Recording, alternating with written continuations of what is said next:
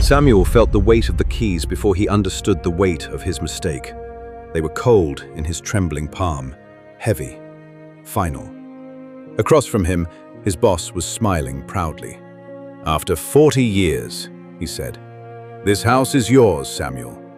Our gift to you." Samuel's throat tightened, because he knew something no one else in that room knew. He hadn't built this house the way he should have, and now he was the one who would have to live in it.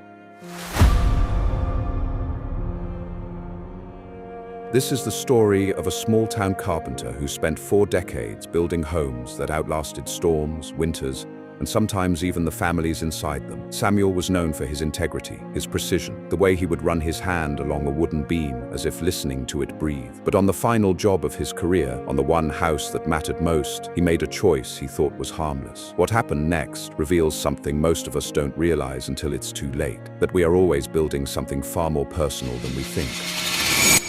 Samuel's workshop sat at the edge of town, where the scent of pine and cedar clung permanently to the air. Sawdust covered the floor like soft golden snow. His tools hung neatly on the wall, chisels worn smooth from decades of use, a hammer that fit perfectly in his hand, measuring tapes curled like sleeping snakes. For 40 years, Samuel built homes, not just houses, homes. He double-checked every joint, sanded every edge until it felt like silk. He used solid timber, even when cheaper materials would have passed inspection. People trusted him. They said his houses felt different, but time is a patient sculptor. It carved lines into his face. It stiffened his back. It made the mornings colder and the ladders taller. One evening, sitting at the kitchen table, he told his wife, Martha, "I think I'm done." Martha looked at him carefully. "Done or tired?" Samuel smiled faintly. "Both." He gave notice the next day. His boss, Harold, nodded slowly. 40 years, Sam. That's no small thing." Then he paused. "But I need one last favor, one final house, just one." Samuel hesitated. Every part of him wanted to say no. He was already imagining mornings without alarm clocks, evenings without aching shoulders. But loyalty runs deep in men like Samuel. "All right," he said quietly. "One more."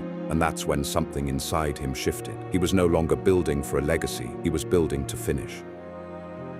The new house sat on a quiet plot near the edge of town. Good soil, clean air, a place where families could grow roots. Samuel began the foundation the way he always did, carefully, methodically. But when the lumber delivery arrived, he noticed the difference immediately. The wood wasn't premium grade. It would hold, it just wouldn't sing. He ran his fingers over a beam, feeling a faint roughness he would normally reject. He stared at it for a long moment. Then he shrugged. "It's good enough," he muttered. That was the first shortcut. After that, the others came easier. He skipped reinforcing a corner joint he would normally double brace. He chose insulation that met minimum code instead of exceeding it. He stopped sanding certain surfaces that no one would ever see. Each time he told himself the same thing. "This isn't my house. Nobody will notice. It's my last job anyway." But something else noticed. At night, when he lay beside Martha, the smell of sawdust still clinging to his clothes, he felt a strange restlessness. "You're quiet," Martha said one evening. "Just tired." But he wasn't just tired, he was uneasy. The rhythm of his hammer had changed.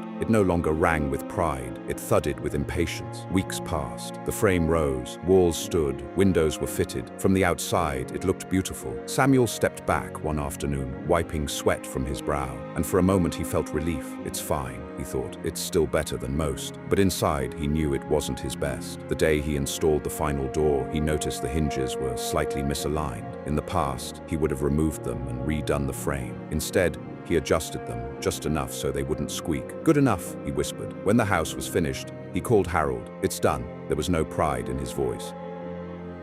Harold arrived that afternoon carrying an envelope. Samuel expected a final paycheck, a handshake, maybe a small speech. Instead, Harold stood in front of the house and smiled like a father at a graduation. "Sam," he said softly, "this house isn't for a client." Samuel frowned. Harold continued, "After 40 years of loyalty, of building homes that held this town together, we all pitched in. This is yours, a retirement gift. The keys belong to you." And he placed them in Samuel's hand. The world went silent. The air felt thick. Samuel looked at the house differently now. He saw the corners he'd rushed, the cheaper wood hidden behind the walls, the insulation he knew would let winter creep in. He saw every compromise, and suddenly they weren't invisible anymore. They were permanent. Martha gasped beside him. Tears filled her eyes. "Sam, it's beautiful." But Samuel couldn't speak. His chest felt hollow, because the house he'd built carelessly was now the house he would grow old in. Every shortcut had become his own burden. That night, lying in the bedroom he had framed himself, He stared at the ceiling. He could almost hear the wind pressing against the thinner insulation. He knew exactly where the weaknesses were. He had built them.